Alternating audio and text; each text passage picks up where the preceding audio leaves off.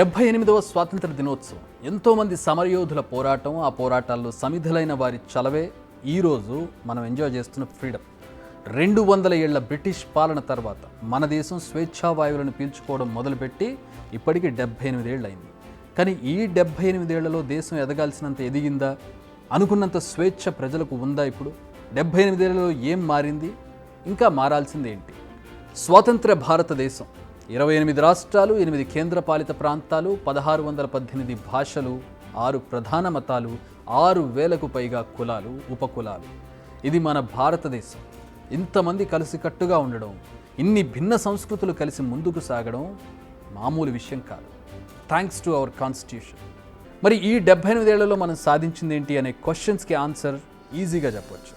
హరిత విప్లవాన్ని తీసుకొచ్చాం, పోలియోను నిర్మూలించుకున్నాం, సైన్స్ అండ్ టెక్నాలజీలో చాలా ముందడుగు వేశాం, అగ్రదేశాలతో పోటీ పడుతూ చందమామను అందుకున్నాం, విద్యను హక్కుగా మార్చుకున్నాం, ప్రపంచంలో ఒక శక్తివంతమైన రక్షణ వ్యవస్థగా ఎదిగాం, అతిపెద్ద రవాణా వ్యవస్థను నిర్మించుకున్నాం, పారిశ్రామిక రంగంలో దూసుకుపోతున్నాం, ప్రపంచ ఆర్థిక వ్యవస్థలో టాప్ 5కి చేరుకున్నాం, చాలా ముందడుగేసాం, చాలా అభివృద్ధి చెందాం, ప్రపంచం మొత్తం ఇండియా వైపు చూసేలా చేసుకున్నాం. అంతా బాగున్నట్టు ఉంది కదా. కానీ నాణ్యానికి మరోవైపు చూస్తే పరిస్థితి మరోలా ఉంది. టు బీ ఫ్రాంక్, భయంకరంగా ఉంది. స్వాతంత్రం సాధించిన రోజు నుంచి ఈ రోజు వరకు మన దేశం ఇంకా అభివృద్ధి చెందుతూనే ఉంది. అభివృద్ధి చెందిన దేశంగా నిలిచేందుకు మనం ఇంకెన్నాళ్ళు ఇలా పాటుపడాలనేది తెలియదు. ఇప్పటికీ మన దేశంలో చాలా వర్గాల మధ్య ఒక కనిపించని గీత కనిపిస్తుంది. భయంతో నిత్యం గడపాల్సిన పరిస్థితి ఉంది. ధనవంతుల సంఖ్య ఎంత వేగంగా పెరుగుతుందో అంతకు 10 రెట్లు పేదవారి సంఖ్య పెరుగుతోంది. మనకు స్వాతంత్రం వచ్చి 78 ఏళ్లైనా ప్రజలు ప్రభుత్వం ఇచ్చే ఉచితాలపై ఇంకా ఆధారపడాల్సి వస్తోందంటే పరిస్థితి ఎలా ఉందో అర్థం చేసుకోవచ్చు. ఆ ఉచితాల మీదే ప్రభుత్వాలు ఏర్పడుతున్నాయంటే పరిస్థితిని అర్థం చేసుకోవచ్చు.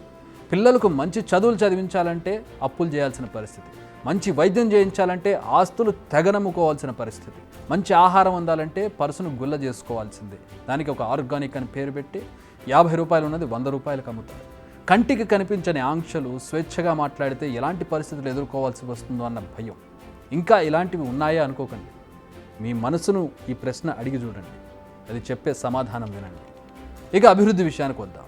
డెవలప్మెంట్ లేదా అంటే లేదని చెప్పలేం, అలాని ఉంది అని చెప్పలేం. కానీ ఇంకా మనం వెనకబడి ఉన్నామని చెప్పాలి. చాలా వెనకబడి ఉన్నాం. మనకంటే చాలా ఆలస్యంగా నిద్రలేచిన చైనా ఇప్పుడు అమెరికాతో పోటీ పడుతుంది. గంటకి 1000 కిలోమీటర్ల వేగంతో దూసుకుపోయే బుల్లెట్ ట్రైన్ని నిన్న ట్రయల్ వేసింది. చిన్న లోపం కూడా లేకుండా సక్సెస్ఫుల్గా 1000 కిలోమీటర్లు 1 గంటలో వెళ్ళిన ట్రైన్ చూపించింది చైనా. మనం ఇంకా ఈ అప్పటి బ్రిటిష్ వాళ్ళు ఏర్పాటు చేసిన నారో గేజ్ల మీద రన్ చేస్తున్న ట్రైన్స్ని, అరకొరగా సెక్యూరిటీ ఉన్నటువంటి రైల్వే ట్రాక్స్ని చూస్తూ ఉన్నాం. నెలకొక రైల్వే యాక్సిడెంట్ను చూస్తూ ఉన్నాం. మనకంటే చాలా చిన్న దేశాలు ప్రపంచాన్ని శాసించే రేంజ్లో ఉన్నాయి. బట్ మనం ఇంకా ఎక్కడో వెనకబడి ఉన్నాం. దీనికి కారణం మన రాజకీయ వ్యవస్థ, పాలనా వ్యవస్థ, అందులో ఉండే స్వార్థపరులు, అవినీతి. కొంచెం ఘాటు కామెంట్సే కానీ ఇదే పచ్చి నిజం.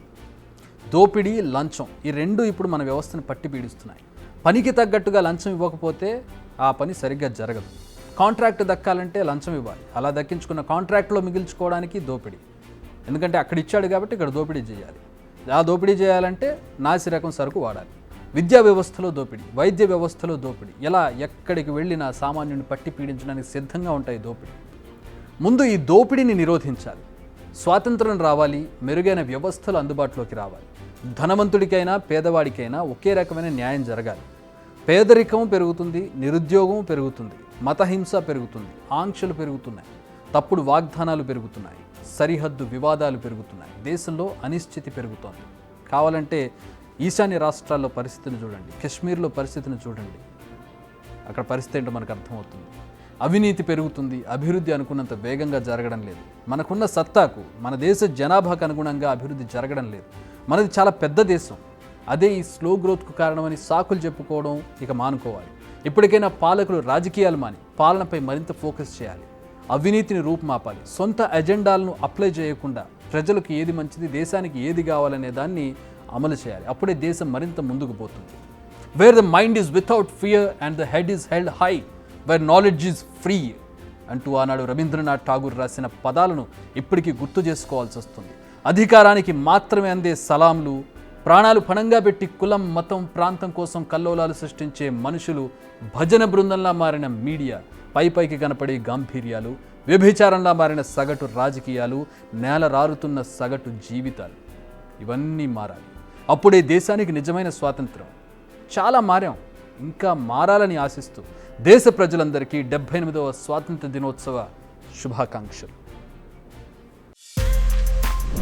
బిగ్ టీవీ అవుట్లుక్ కథనాలు నచ్చితే వెంటనే బిగ్ టీవీ ఛానల్ ను సబ్స్క్రైబ్ చేయండి.